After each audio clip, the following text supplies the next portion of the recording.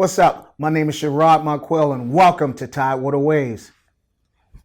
Very theatrical intro. What's up, man? Thank you for coming out. What's going on, man? What's up? Yeah. So, we'll just start from the beginning. Doing well. Thank you for asking. How you doing? I'm doing great, man. Cool. So, who are you and where are you from? Well, my real name is Darius Nelson. I'm a resident of Norfolk, Virginia. All my life I've lived here. I'm a performing artist in multiple ways. I sing, I act, I direct, and I also do music. So this is something I'm taking on this year. Suirad Marquel is my stage name, and I have a new song called Supernova that I'm promoting. Okay. Cool. So you got a lot going on. Yeah. So we can start, I guess with the music, since it's the most recent, and then we'll get into the, other forms of art that you do later. Yeah. So can I say that I've been waiting to come on this show. This is such a great platform for all artists. Appreciate it. So I admire everything that you do, and thank you for giving me this opportunity. Oh yeah, for sure, man. I appreciate everything you're doing for allowing me to have this platform. So it wouldn't be anything without the talent. Thank you, man. Yeah, no problem. So Supernova, what inspired that? I guess what was your creative process in doing that? Well, Supernova, I wrote this song when I was 21 years old. I have a notebook full of songs that I'm just now putting on its feet because I've given my attention to other projects. I've never gotten around to actually making my own music. And the funny thing about it, a lot of people didn't know I could sing. A lot of my friends, they knew I did acting, but they didn't know I could sing. So Supernova came about. I was in a laundromat, and I was thinking about how people talk about that a woman could be God. A lot of people, they associate God with being a male energy. Mm-hmm. And I was thinking to myself, that would be a cool concept to write about. Yeah. I'm a big fan of Greek mythology. So I was just imagining, what if the beginning of time started with this woman, this beautiful woman, just strutting across the universe, just setting it ablaze, creating the stars simply by walking. Yeah, so I created this song. This is a theme, an anthem for women to say thank you for being the gatekeepers of life. They're strong. They're stronger than men. They give birth. They nurture. They take care. They handle their business. They handle pain just like we do, but they're more delicate. So they're definitely stronger than us, and they have incredible powers. Supernova as a star, I'm comparing them to a supernova explosion. What happens when a supernova star explodes? It's a burst of light. So I'm comparing women to light. Yeah, very interesting take. I love the breakdown of that. So with that being your first single this year, 2020, great way to start the decade. How do you plan to follow that up? And what are some other, I guess, either singles or projects that you're working on right now? Oh, man. Well, the first thing that I wanted to establish, because I'm sort of branching out as a music artist, I wanted to make sure that I was original and not copying anybody. I am not a R&B singer. I'm a soul singer. I like funk, pop. I like old music. Mm-hmm. Even though I'm 29, I'll be 30 in May. But I love old school music, so I'm inspired by the greats like Michael Jackson, Prince, Teddy Pendergrass, Earth, Wind, and Fire. That's how Supernova came about, the sound. That song is a funk song. So I want to make sure that people know that I'm somebody different, and I want to bring something great to the table. So another project that I'm working on, my next single, is called African American. And that's a country rock song. And that's sort of weird because you don't normally see African, in our culture, you don't see black people doing country rock music. Mm-hmm. I love all types of genres. So this song is a rock anthem, and it's about people just being comfortable in their skin. Individuality, not caring about what other people think about them, and just doing what you do. Mm-hmm. Just being confident. Yeah. It targets African Americans, what African Americans face in this country, the LGBT community. It's a little bit of everything for everybody. So this song is for everyone, and it's an inspirational song to just go out there and just be the best person you can be and not care about what people think. Okay. It's a very appropriate song for the times because a lot of people can get lost. So they really need to hear that message in social media and just really looking at other people's lives and comparing. So Yeah. yeah. African American is a play on words. So of course, looking at it, I spelled it. It looks like a freak in American. Altogether, it's African American. So I didn't want people to think that it was just a song for Black people. It's a song for everybody. I'm using the word freak because a lot of times what happens to people when they're unique and different, they become a threat, or people are in fear of them. So a lot of people get teased for being themselves and unique. And I'm using the word freak. It's not a bad thing. It's a kind of taking that and flipping it. I'm flipping the word freak, as in be original and just do you. Yeah. Okay. So I want to, excuse me, go back to, you said your inspirations. Yeah. Michael Jackson, Prince, Teddy, so on and So on. many. That's just a few, man. That's like Yeah. a pinky full of them. Yeah. So what is it about those artists that you kind of pull from? You sound like you're a student of the music game, the arts in general. So what kind of elements do you pull? Just naturally, man. Like growing up, my mom would play like old school music, the Delphonics, all kinds of old school music. So I grew up listening to those artists. But what I realized as I got older, a lot of those artists they had a signature, and they grew up in they made music in a competitive time, but they were so original that nobody was the same. Like our generation now, music sounds the same. Everybody sounds the same. Those music artists back then, they were passionate and they were about their craft and making sure that people knew who they were.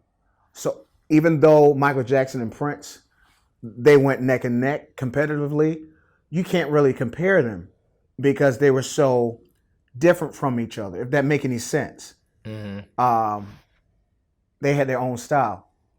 We're losing that. We're losing originality, and we're losing a lot of soul and personality because of commercialism.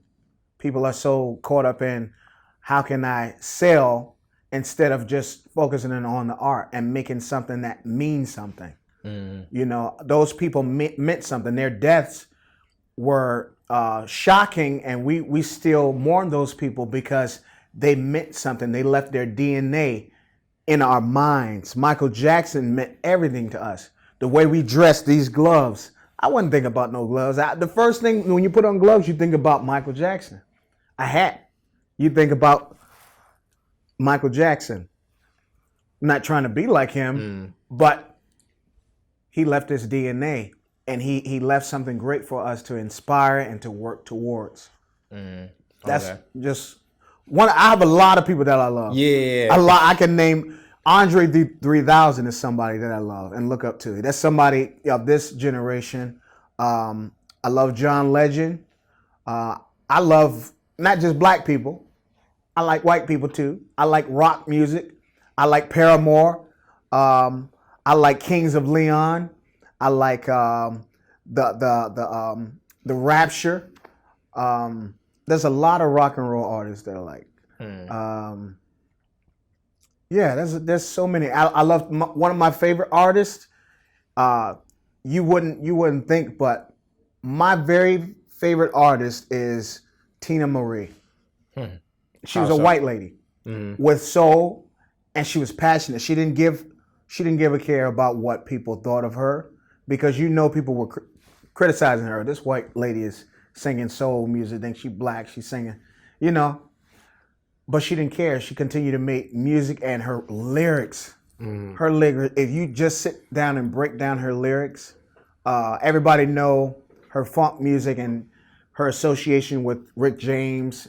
That they were a couple, but she definitely stood out from him as an artist, and her lyrics is just amazing to me. And she's somebody that I wanted to meet, but unfortunately she passed away in I think 2000. It's probably 2005 or something, and I was so hurt because I used to dream about meeting her, and I don't know I don't know the significance of why I wanted to meet her, but she just caught my attention and she just inspired me. And she played the guitar, and she was an icon, and she was underrated. She didn't get enough credit. To this day, she doesn't get credit. You hear her music, you know what it is. Square Biz. What's another song she sings? Fire and Desire. Fire and Desire. You know that song. Everybody know that song. But she was incredible. So how, do you translate the creativity that you pull from, well, I guess it's all the same, the arts, but the music side of things to, and apply it to the theatrical side of things and acting and other creative avenues? What I realized, I think what probably took me a long time to make music is because outside of a theatrical character, in real life, I'm sort of shy. I'm really shy. I like talking, but I'm timid. And I realized when you perform, when you sing a song, you have to be connected to the words. It's storytelling. Those are the parallels between acting and music, because both is storytelling. One is through words and emotions, and the other is with your whole physical being, including voice, your body, inflection, all that stuff. A lot of music artists nowadays, to me, I get disgusted when I see cockiness. People think because they can sing, they can just sing any song. If you don't have a connection to what you're singing, it doesn't really translate. It doesn't mean anything. You can be the best singer in the world, but if you're not making me feel something, I'm not, oh, you're a great singer, but I'm not, really connected with you. Make me feel something. Somebody that I really like that doesn't have an amazing voice, but I think she can sing. Fantasia. She sings with her heart and soul. And she's one of the few that still does that. We lost that. You see a lot of artists now who get on stage and they're singing a song and they're dancing, twerking. You got Chris Brown moving and stuff like that. He's a great dancer, but make me feel something with your music. What are you saying that makes me connected to you? Yeah, we lost our soul singers. There's nobody alive now who actually stands. Well, that's commercialized and that's on TV now. Stand there like Whitney Houston did and just sing. I mean, do you think that comes from the culture of what is right now with you? Do you think you have to have that other element? So if you're just standing and singing, some people can do that and pull that off, but just with people's attention and things being so visual and kind of pop. Yeah. Do you think that's what kind of diverts people to go in that direction? I think that is a factor of why people do the things that they're doing now. But it's always been like that. Even in the 60s with the Motown, Berry Gordy had a vision. And if you were an artist and you didn't fit that vision that he saw, you weren't going to be played on the radio. So I think people have to consider the business, because it is a business. But at the same time, I think you also have to not have too much. You have to have freedom. Is basically what I'm saying. You have to have freedom if you're being controlled and being told what to do. Already you've lost as an artist, because the word artist, it means expressing. If you're not being true to how you feel, then you're not an artist, Right. Yeah. and that So contradicts everything. yeah. Yeah.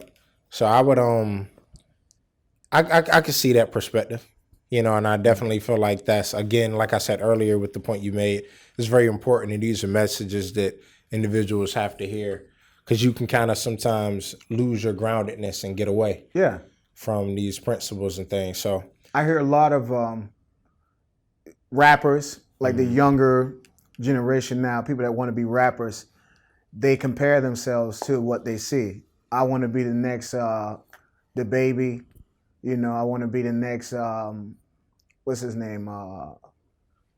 What's a rapper now? Because I don't listen to it. Drake. Drake. They compare themselves and they look at them. I'm a rap like him. I'm a go in this style instead of trying to find something that sets them apart and make people go, oh, he's different. I don't know why. Yeah. Yeah. Yeah. So is that something you learned when you were at the AMDA? We're talking about all this music and the arts. Let's AMDA. You talking about AMDA? AMDA. Yeah. They don't call it the AMDA. Yeah, it's too long. It's people. AMDA, yeah. AMDA. Okay. Yeah, that's a school, performing arts school in New York City. It's called the American Musical and Dramatic Academy. I went there when I was 21 years old to study performing arts and acting. I was at TCC here. When I graduated from Granby High School, I went to college because it was the right thing to do, which I thought. As a young person, study, get your education. No, I knew I was an artist for a long time, and I knew what I wanted to do. I knew I wanted to be an actor, and because I enjoyed making people feel. So I auditioned for this school. I was there for 2 years. I graduated. It's a conservatory, performing arts college. So, what does that mean? Conservatory. Conservatory is a sort of like it's style. It's educational, specifically for. Oh, okay, gotcha. Yeah, conserving. Yeah. Yeah, conserving. Okay. Yep. But yeah, that school, it has 2 campuses, one in New York and one in Los Angeles in West Hollywood, straight dead in Hollywood. So you do 2 semesters, you get your certificate of professional training, and then you do 2 more years, you get your degree in performing arts. So I did 2 years. I graduated from the New York campus. I got my certificate. College is expensive, so I went to LA, West Hollywood for 5 months. I completed my 5th semester, but tuition caught up with me, so I ended up getting stuck back home. But I got a lot of, in those 5 semesters, those 2.5 years, I got a lot of information, like things that, life-changing information as a performer, to set me apart from the competitors. Being on time, studying as much as you can, working hard, and just being confident. It taught me a lot. Discipline. Discipline is everything. You can't be a professional, anything, whether it's an actor, whether it's a music artist, you can't be a professional, anything, unless you have discipline. And a lot of people don't have discipline. They think because they're talented that they're going to be successful. It doesn't work like that. It doesn't. You have to work hard, and you have to make sure you're making connections with people continuously, people that has been in the music industry, so doors can open for you. If you're disrespectful, if you're rude to people, already those doors are going to be shut, because the people that's going to open the doors for you are the people who's been in the music industry and the acting industry for a long time. A lot of artists, they get fame because of who they know. It wasn't because of their talent. Yeah, Networking. If somebody tell you, oh, I got this job because of my talent, yeah. but really at the end of the day, it's all about that connection that you have with a person. If people like you and they see something in you, potential in you, they're going to say that's the person. You can't teach that. You can't teach that. Yeah. So Jason Derulo and Janelle Monáe also attended. Yeah, man. Okay. And Jason Derulo was actually a graduate. He graduated. Janelle Monáe attended the school, but she didn't finish. I don't know the story. I don't want to assume or say because I don't know her. But I'm just telling you, I wanted people to know that because if you can make it in New York, you can make it anywhere. And those people made it.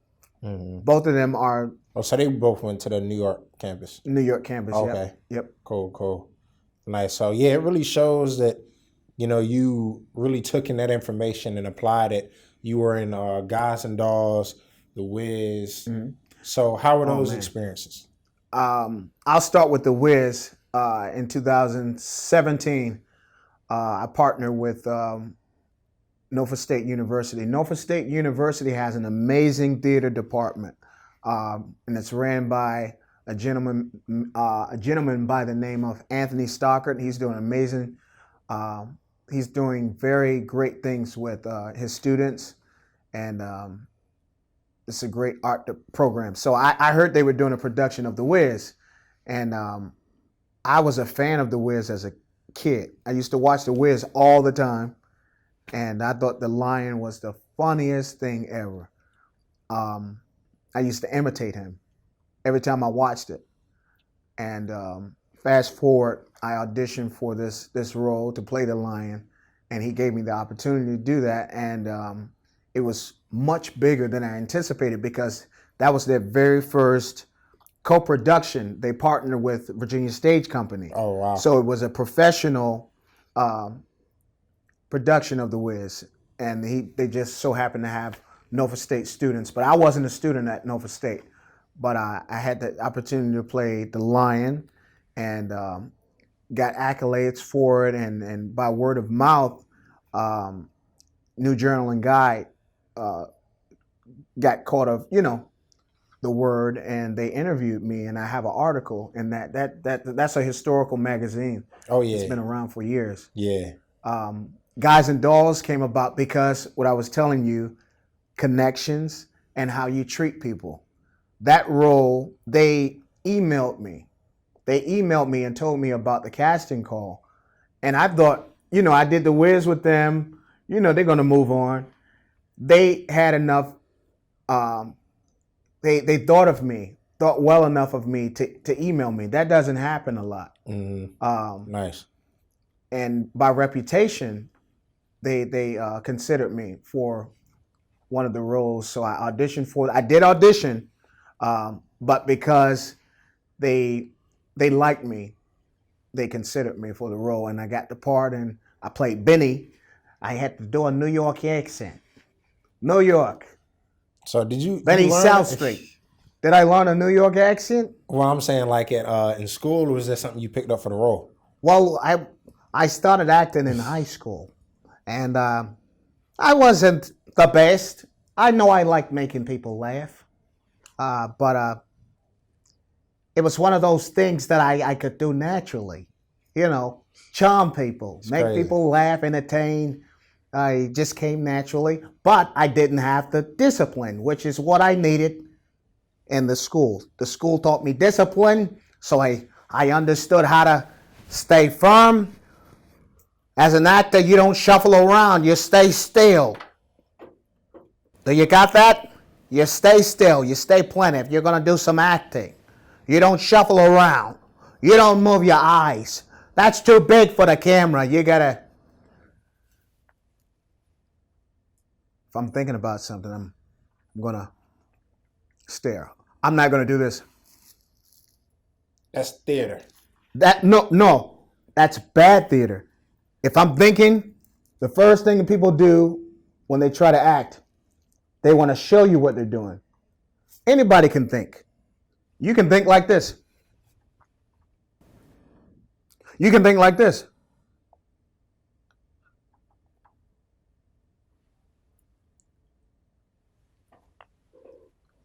But it showed me um, it showed me that you have to really pay attention to what you're doing. And acting is fun because you're displaying what you see, everyday life, people you live with, people that walk past you, people that talk to you. You have to observe more than you give. A lot of people think that you're performing as an actor. That's what actors do. They perform. Yeah. No, performers observe. That's number one. Just like you sitting right here, you chill. If somebody told me to be you,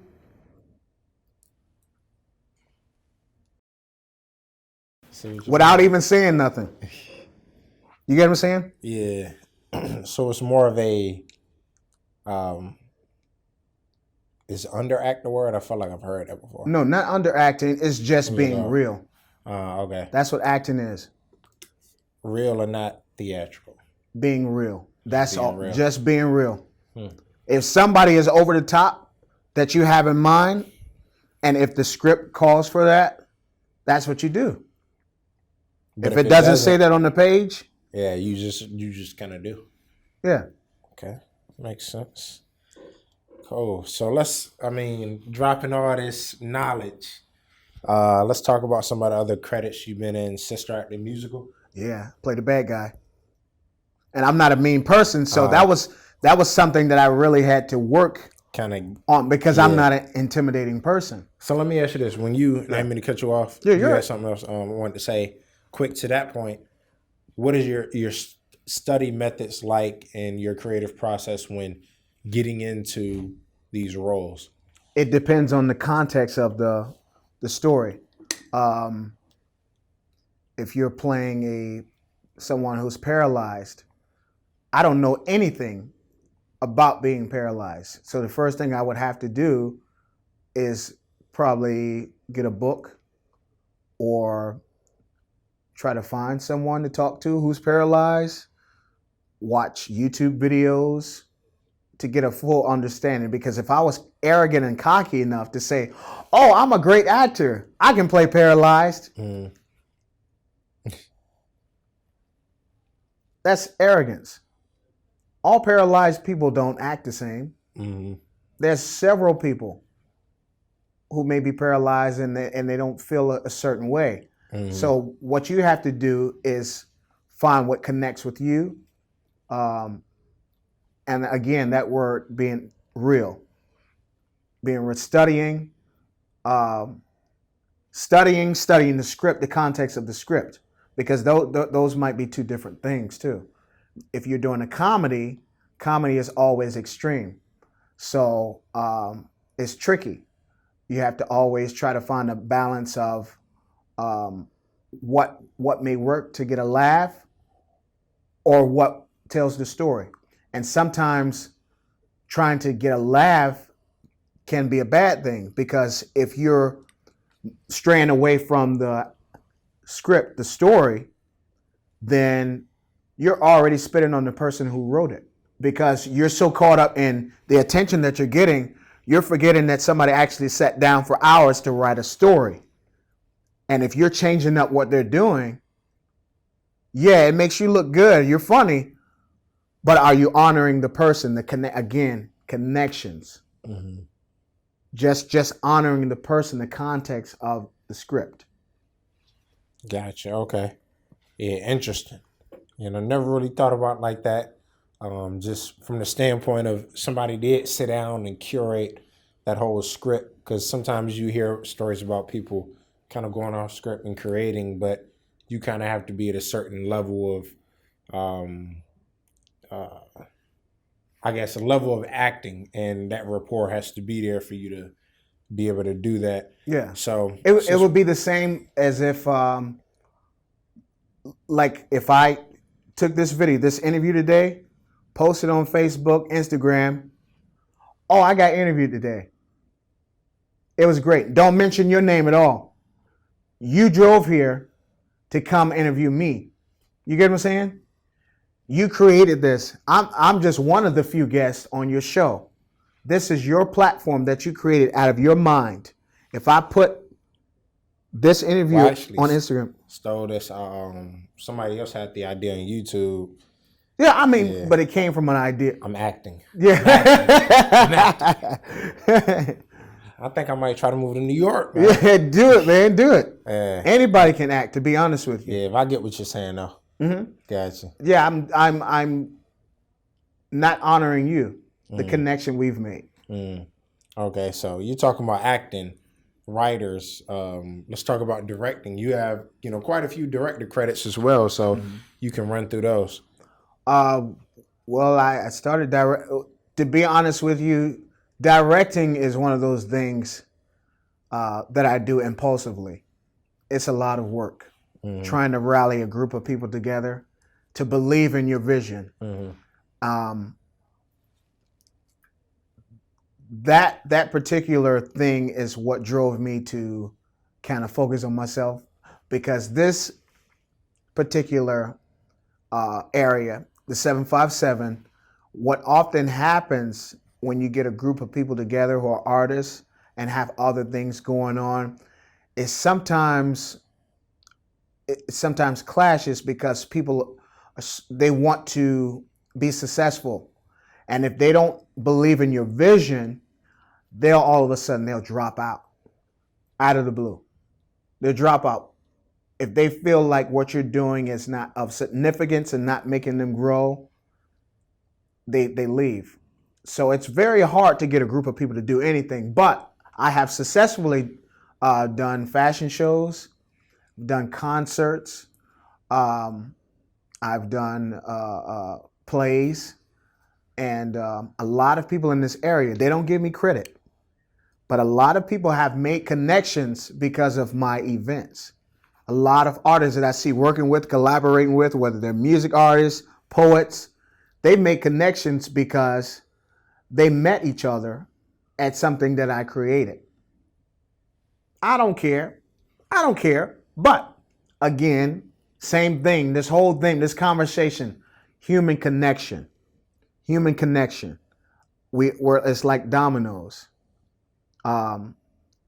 If you touch somebody, they're going to touch somebody else. Whatever you leave with them, they're going to give to somebody else. It's going to be passed down. Energy is passed down. So those people, even though some of those people that I might not see anymore or work with anymore, I've made an impact, whether it was positive or negative. We've had a connection, a human connection with each other. And I'm proud of all the work that I've done. I'm not going to go too much into details, but fashion shows are fun. Work with amateur models. I've done a play called, I directed a play called Me Not Know. It was written by an amazing woman named Debbie Dawson. She's from the Virgin Islands, and she wrote this comedy that was really funny. And they performed it for the first time, and I helped her direct it and teach them what I was taught in New York. All the technique, because they had the talent, but they didn't have the discipline. Kind of chisel it. Yep. Gotcha. Okay. So what are some of the other things that aren't, music, acting related? What are some of your hobbies? Man, to be honest with you, I try to do as much as I can to keep this going, because without this, you have nothing.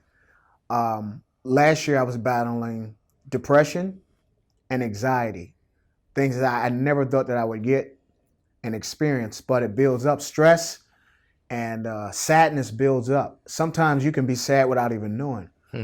I was sad because I was giving my attention to other things, other people besides myself. So I said, in order to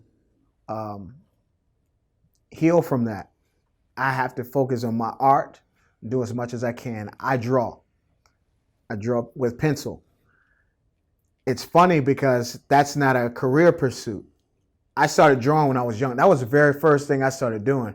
I thought I was going to be an artist, draw for Pixar Animation Studios. I didn't think about acting. I wasn't caring about singing. That was just something I did. But I draw with pencil. I draw celebrities, portraits of celebrities. I can draw cartoons and things like that, but that's my healing. Drawing, Going to the movies. I love movies. Video games. Super Smash Brothers. I'm a big Super Smash Brothers player. Yeah, I love video games. And I love making people laugh. So comedy, stand-up comedy is something that I'm getting my hands on too. I haven't done much of it, but I've done enough to say I'm pretty funny. I'm better than most people. But it's one of those things I'm not comfortable yet saying that I'm professional. I'm a professional comedian. Yeah, because it takes I think that's a process, growing and dealing with different audiences, which I haven't done yet. Most of my crowds have been pretty nice and enjoyable. I haven't had any hecklers yet. So I'm sure it's coming. You know, hecklers, you can't get away from that. People might be in the audience. You're not funny. Yeah. You're fat. You're ugly. You got to deal with that, and you got to keep going. That's the scary thing about that. No matter what, if you stop and give that negativity, then you've already lost. Throw your whole set off. Yeah. So I'm glad you brought up the drawing. Also, Jennifer Lewis, you got, some recognition from her. Yeah. Tyler Perry's camp as well with your art. So you can speak on that a little bit and how that came about. My mind was just blown on that because I worked so hard on my acting and my music. That's not what's getting me attention. So it's a learning process. My drawing have been getting attention. I never thought in a million years I would draw a picture of a celebrity and they would actually see it. So in itself, that's power that I didn't know I had. You know, I didn't even pursue it. I stopped drawing for years because people kept asking me, "Oh, you draw nice. Can you draw a picture of me? Can you draw a picture of my mom, my cousin, my uncle?" And I got so discouraged. I was like, I'm not doing this for me. I'm doing it for other people. So I stopped for years. And now I'm just doing my art again, drawn because of anxiety and depression. It turned around and became something way more than I expected. So for Jennifer Lewis, who is if y'all don't know Jennifer Lewis, you're crazy. She's the aunt on The Fresh Prince of Bel-Air. She's the grandma on Blackish. She's everybody's mama. They call her the mother of Black Hollywood. She played Tina Turner movie. But anyway, she's so funny to me. And I used to look at her videos all the time. And for her to even just talk to me, she said, beautiful artwork, boo. And she said, thank you. Simple. But this is somebody I make a connection with, somebody who is an icon simply by drawing. Connection, energy. You know what I mean? And it made me so happy. And but now I have to work on my music so people can see my music. Yeah. Well, it's on the way. So you definitely got to keep us updated with the next few singles. I know you said that Supernova is March 6th, correct? Well, the video. Yeah, the music video. Yeah, the video. The music video is March 6th, and the song is out now. The single, I have two singles, Supernova, the original version, and there's a remix with a rapper named L Diamonds that I work with. He's very good, and he's somebody who doesn't really get support, but he's an amazing artist. So check out the remixes. It's on all music streams, Spotify, Tidal, iTunes, Apple Music, whatever you listen to, it's up there. But yeah, please support. And I have more projects and things coming, so you ain't seen nothing yet. Word, okay. And where can they find you? The most important thing. Find me, but hey, I'm not going to tell you where. Facebook, Instagram, at Suirad Marquel. Suirad Marquel is my name, my real name, backwards. Suirad is Darius backwards. I spell my name Darius. Suirad is spelled Suirad. Marquel is my middle name. I didn't flip that, but I wanted a piece of myself there. But please find me at Suirad Marquel on Facebook and Instagram. And please comment. Let me know what you think about my art. I don't have a lot of followers. I'm going to keep it real with you. I ain't going to fake that. You got to earn your followers. This is a process, but we'll get there. It is. So, yeah, salute, to you for allowing Tidewater Waves to be a part of that process and the growth of your brand, your art, your music. And we're going to do what we can to continue to support. So, like I said, keep us updated with the music video and just any other projects you have coming soon. Thank you, man.